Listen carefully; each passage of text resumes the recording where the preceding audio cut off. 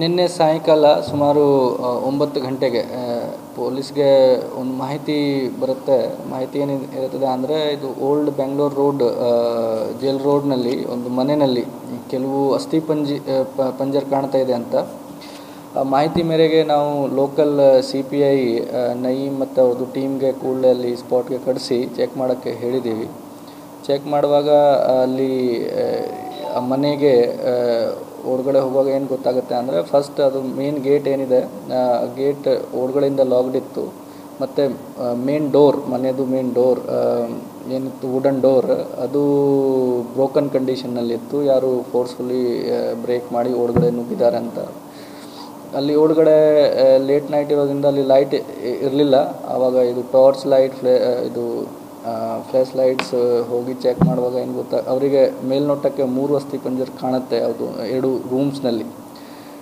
So ಆ ಮಾಹಿತಿ basis ಮೇಲೆ ನಾವು ಇಮಿಡಿಯೇಟ್ಲಿ ನಮ್ಮ ದಾವಣಗೆರೆನಲ್ಲಿರೋದು ಫಾರೆನ್ಸಿಕ್ ಸೈನ್ಸ್ ಲ್ಯಾಬೊರೇಟ್ರಿ ಡೆಪ್ಯೂಟಿ ಡೈರೆಕ್ಟರ್ಗೆ ತಿಳಿಸಿ ಅವರಿಗೆ ಒಂದು ಟೀಮ್ ಕಡ್ಸೋಕ್ಕೆ ಇಲ್ಲಿ ತಿಳಿಸಿದ್ದೀವಿ. ಮತ್ತು ನಮ್ಮ ಜಿಲ್ಲೆಯಲ್ಲಿರೋದು 4 ಸೀನಿಯರ್ ಕ್ರೈಮ್ ಆಫೀಸರ್ಸ್, ಅವರಿಗೆ ಕೂಡ ಸ್ಪಾಟ್ಗೆ ಕರೆಸಿ ಚೆಕ್ ಮಾಡಿಸಿದ್ದೀವಿ.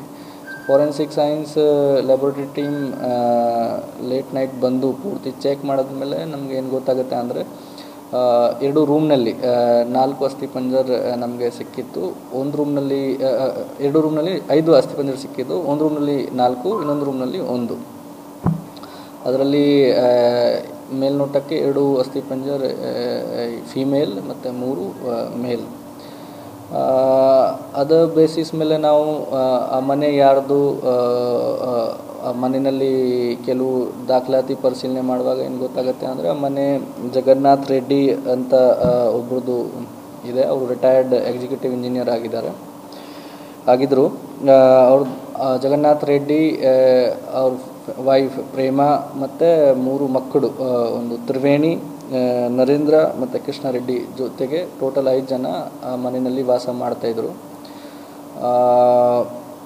ಅಕ್ಕಪಕ್ಕ ವಿಚಾರ ಮಾಡುವಾಗ, ಅವ್ರ ರಿಲೇಟಿವ್ಸ್ಗೆ ವಿಚಾರ ಮಾಡುವಾಗ, ಅವ್ರ ನೋನ್ ಪರ್ಸನ್ಗೆ ವಿಚಾರ ಮಾಡುವಾಗ ನಮಗೆ ಏನು ಗೊತ್ತಾಗಿದೆ ಅಂದರೆ, ಅವರು 2019 ಮಿಡಲ್ ಆಫ್ 2019ಇಂದ ಅವರು ಯಾರಿಗೆ ಕಂಡಿರಲಿಲ್ಲ.